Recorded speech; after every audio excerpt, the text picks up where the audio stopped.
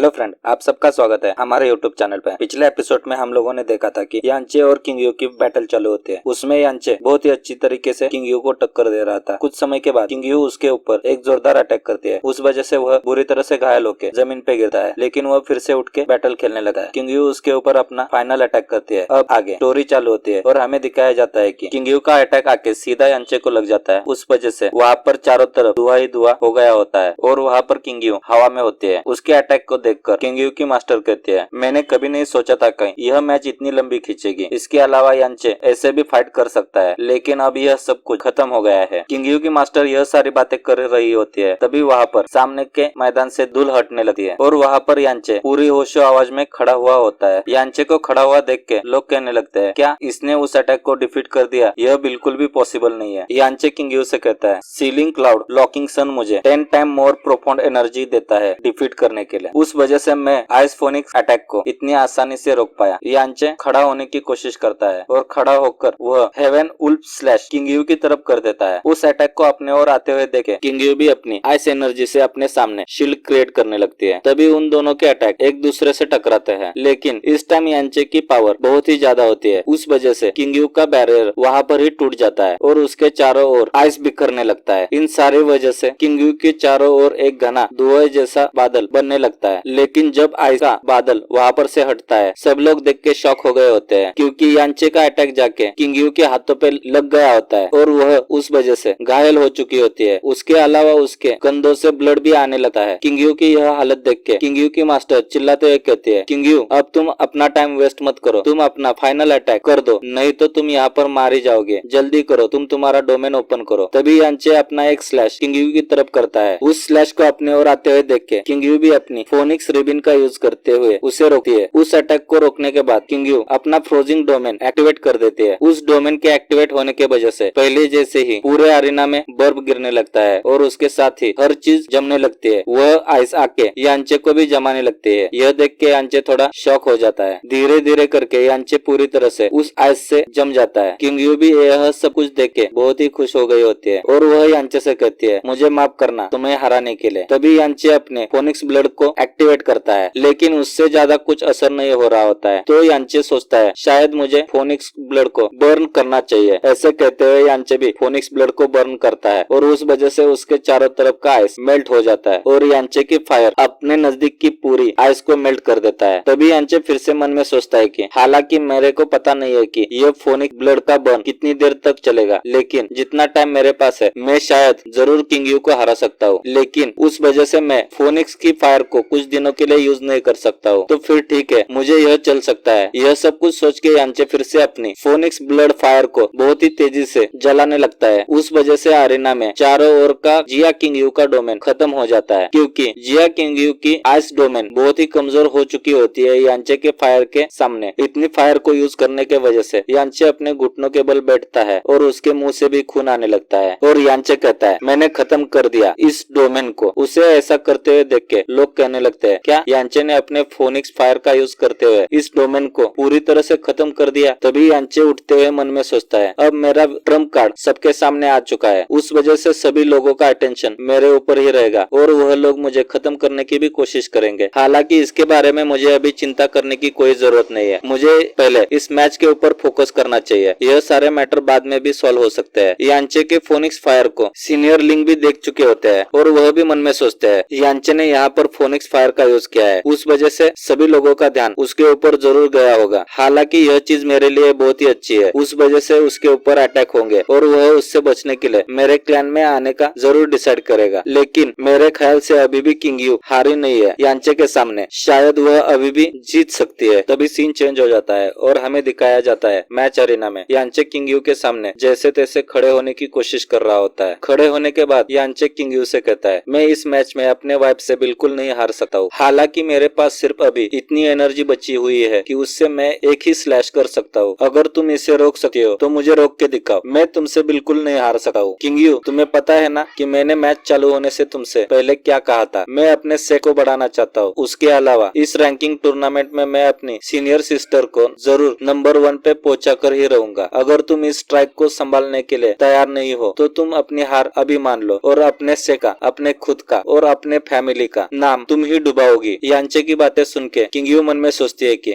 हालांकि यांचे की अभी की एनर्जी मुझे बिल्कुल फैमिलियर नहीं लग रही है, फिर भी जैसा कि मैंने अपने ख्वाबों में देखा था उसी हिसाब से यांचे आज मुझे लग रहा है। लेकिन अब मैं इस मैच को बहुत लंबा बिल्कुल नहीं खींच सकती हूँ, क्योंकि मैंने अब तक अपनी सब एनर्जी यूज कर ली है। लेकिन शायद मैं इस अटैक को कर सकती हूँ। तभी किंगयू एक अटैक प्रिपेयर करते है, उसका नाम freezing cloud ultimate kill lord of crushing moon. तभी यांचे हवा में जंप करता है और अपने ओवरलॉर्ड स्वॉर्ड से ओवरलॉर्ड फ्यूरी का एक अटैक किंगयू की तरफ कर देता है। किंगयू भी अपने अटैक को यांचे के सामने लाती है। वह एक डिफेंस टाइप का अटैक होता है। उन दोनों के अटैक एक दूसरे से टकराते हैं और यांचे मन में सोचता है कि मेरे ख्याल से मुझे अपने प्रोफाउंड वेन का और ड्रैगन ब्लड का यूज करते हुए अपने हेरिटेज ऑफ गॉड के थर्ड रिलम को एक्टिवेट करना चाहिए। तभी यांचे जोर से चिल्लाते हुए कहता है प्रोग्रेटरी एक्टिवेटेड। यांचे की बात सुन के किंगयू बहुत ही घबराते हुए मन में सोचती है यह डीमन एंड रूथलेस ओरा मुझे पूरी तरह से सप्रेस कर रहा है। तभी की यांचे का अटैक बहुत ही नजदीक आने लगता है। उसका अटैक बहुत ही ज्यादा होने की वजह से यांचे के चारों ओर बहुत ही ज्यादा फायर एनर्जी निकल रही होती है। इन दोनों में से कौन जीतेगा, इसी सस्पेंस के साथ हमारा यह एपिसोड यहाँ पे खत्म हो जाता है। अगर आपको हमारा एक्सप्लेनेशन अच्छा लगे तो चैनल को लाइक करें, सब्सक्राइब करें। Thank you for watching this video.